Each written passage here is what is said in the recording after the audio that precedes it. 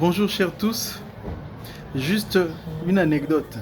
Je voudrais nous dire qu'il y avait une dame qui rêvait toujours d'un homme dévêtu, complètement dévêtu. Et alors la dame, ça l'a tellement tourmentée, est allée vers les pasteurs pour leur exposer cette situation. Arrivée chez les pasteurs en réunion l'ont entendu et le pasteur titulaire criant point sur table disant que ça doit être un sorcier. Nous devons les chasser de cette église. Nous devons les délivrer. Alors les traiter durement. Comment est-ce possible? Et en fin de compte, il demande la personne que tu vois dans tes rêves dévêtus, qui est-ce? Et la dame dit, c'est vous, pasteur, que je vois toujours dévêtu.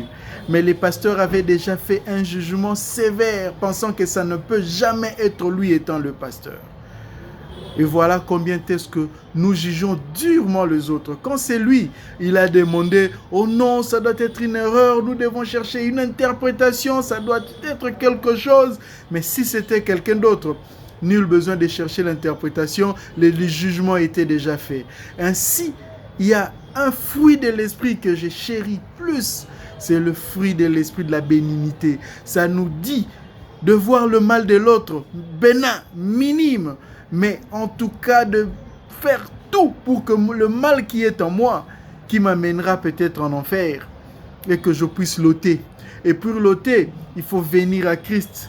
Christ, c'est lui qui donne l'amour, vous donnera l'amour. Mais toujours, comme je l'ai toujours dit, il faudrait passer par la repentance, le baptême d'eau. Et ainsi vous recevrez le Saint-Esprit qui vous donnera un amour à supporter le mal de l'autre. Ne soyez pas dur avec l'autre, soyez dur avec vous-même, car le péché de l'autre ne te mènera pas en enfer. Mais ton péché qui te coulera et te mènera à l'enfer. Que le Seigneur nous aide à aimer et à aimer. Que le Seigneur Jésus vous bénisse.